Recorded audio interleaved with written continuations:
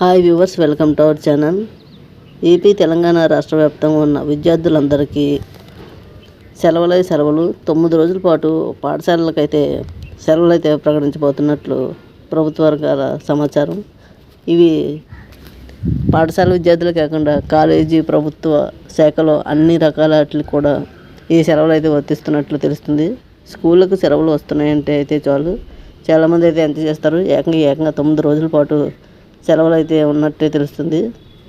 ముఖ్యంగా హాస్టల్లో ఉన్న చదువుకున్న విద్యార్థులు సెలవుల కోసం అయితే ఎప్పుడెప్పుడైనా ఎదురు చూస్తుంటారు. ఆగస్టు నెలలో విద్యార్థులకు చాలా రోజుల పాటు సెలవులు అయితే వస్తున్నాయి. 2వ శనివారం స్వాతంత్ర దినోత్సవం, ఇలా పండుగలు, ఆదివారాలు అన్నీ కలిపి మొత్తం ఈ నెలలో 9 రోజుల పాటు పాఠశాలలు అయితే మూసివేయనున్నాయి. పూర్తి వివరాలు తెలుసుకునే ముందు మన ఛానల్ అయితే సబ్స్క్రైబ్ చేసుకోండి. ఇక ఈ నెలలోనే మొత్తం 31 రోజులు గాను 22 రోజులే పని దినాలు అయితే ఉన్నాయి. అంటే విద్యార్థులకు 9 రోజుల పాటు సెలవులు అయితే ఉండనున్నాయి. అలాగే ఇదే నెలలో వరలక్ష్మి వ్రతం, రాఖీ పూర్ణిమ కారణంగా కూడా సెలవులు అయితే వస్తున్నాయి. మరి ఆగస్టు నెలలో ఏ రోజుల్లో సెలవులు వస్తున్నాయో ఒకసారి అయితే పరిశీలిద్దాం. ఆగస్టు 1-4 ఆదివారం, ఆగస్టు 10 2వ శనివారం, ఆగస్టు 11 ఆదివారం, ఆగస్టు 15 స్వాతంత్ర దినోత్సవం సందర్భంగా సెలవు.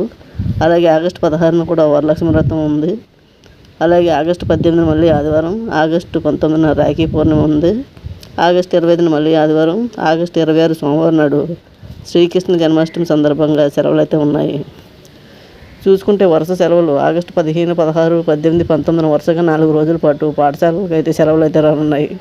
మధ్యలో ఒకే ఒక్క వర్కింగ్ డే కారణంగా శనివారం కూడా సెలవు ఇస్తే వరుసగా 5 రోజుల పాటు సెలవు ఇచ్చే అవకాశం ఉన్నట్లయితే తెలుస్తుంది.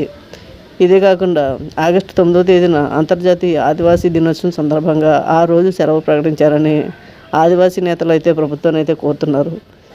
ఇప్పటికే కొన్ని ఆదివాసీ రాష్ట్రాలు ఇప్పటికే ఆగస్టు 9న సెలవు దినంగా ప్రకటించాయి. ఆ రోజున ఆదివాసులకు సంబంధించి సాంస్కృతిక సాంప్రదాయ కార్యక్రమాలు చర్చించుకోవడానికి వారు అవకాశం అయితే కల్పిస్తున్నారు.